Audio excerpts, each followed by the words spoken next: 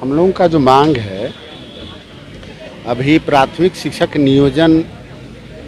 वर्ष 2019-20 जिसका 2 चरण का काउंसलिंग हो चुका है और उसमें जो सरकार का जो लक्ष्य है कि 100% बहाली का जो उन्होंने लक्ष्य रखा कि ज़्यादा से ज़्यादा हमारे बिहार में शिक्षकों की बहाली हो, तो उसके संदर्भ में मैं कहना चाहता हूं कि हम लोग जो यहाँ जनता दल यूनाइटेड के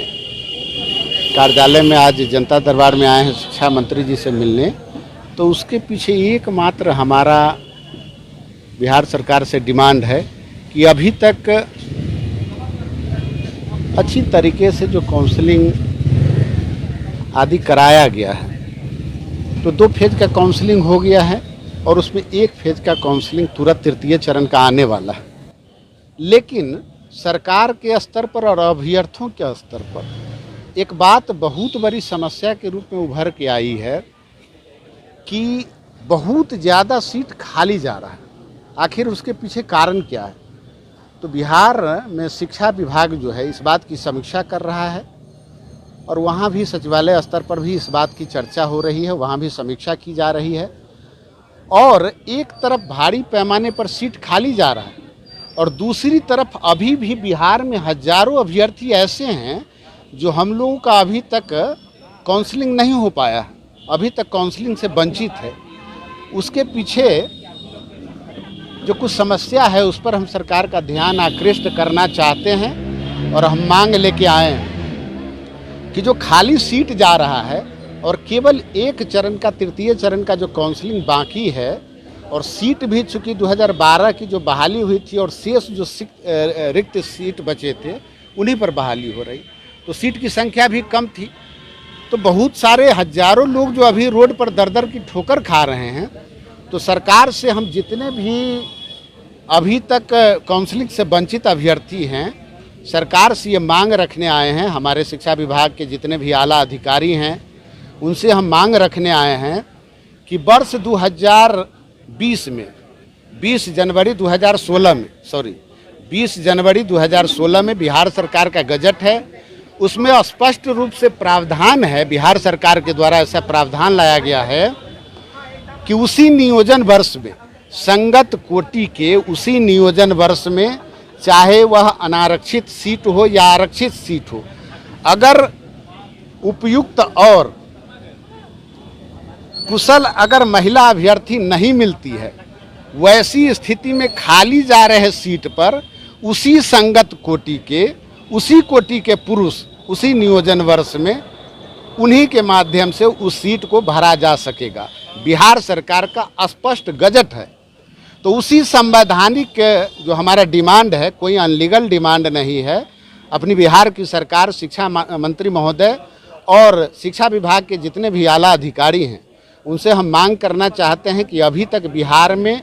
जो शिक्षा की बहाली चल रही है और तृतीय फेज का जो काउंसलिंग होने वाला है उससे पहले जो गजट में आपने प्रावधान किया है,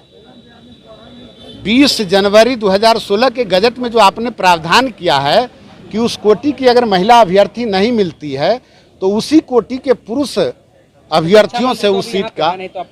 तो शिक्षा मंत्री जी के संबंध में जानकारी मिली है कि कल प्रधानमंत्री महोदय से मिलने मुख्यमंत्री जी के साथ जो 11 सदस्यीय प्रतिनिधि मंडल दिल्ली गया है, तो उसमें वो गए हैं, उनका इंतजार कर रहे हैं, कुछ ही क्षणों में आने वाले हैं, फिर उनके सामने अपना विचार रखेंगे। इसमें सैकड़ों अभ्यर्थी पहुंचे हैं, जो यहाँ पर आप देख रहे हैं ये सारे अभ्यर्थी हैं और इसके बाद में वृक्ष किनारे, रोड किनारे सारे लोग, सैकड़ों हजारों अभ्यर्थी हैं, 38 जिला से लोग आए हैं। तो महोदय, बिल्कुल आपके माध्यम से, चूँकि सोशल मीडिया का ज़माना है, हम आपके माध्यम से भी सरकार के सामने स्पष्ट रूप से, संवैधानिक रूप से ये डिमांड करना चाहते हैं कि आपने उस गजट में जो ये व्यवस्था रखी है उसी के आधार पर सारे लोगों का, और उससे पहले तृतीय चरण से पहले आप लोग अगर ये महिला सीट अगर आवंटित कर देते हैं और उसको इंक्लूड कर देते हैं, और शिक्षा विभाग के पदाधिकारी और सरकार से मांग करना चाहते हैं कि तृतीय चरण की जो तिथि निर्धारित होने वाली है उससे पहले हुए हम लोगों का काउंसलिंग हो जाए। सारे लोग, जो बिहार सरकार का उद्देश्य है कि प्रारंभिक विद्यालयों में भारी पैमाने पर शिक्षकों की कमी है और उस कमी के चलते जो बिहार की शिक्षा व्यवस्था बदहाल है। चूँकि यहाँ सारे योग्य शिक्षक हैं श्रीमान, मैं आपको बताना चाहूँगा कि सारे लोग अभी जो बेहाल हैं, जो रोड पर दर दर की ठोकर खा रहे हैं, वो सारे लोग टीचर ट्रेंड हैं, वह सब शिक्षण प्रशिक्षण प्राप्त हैं,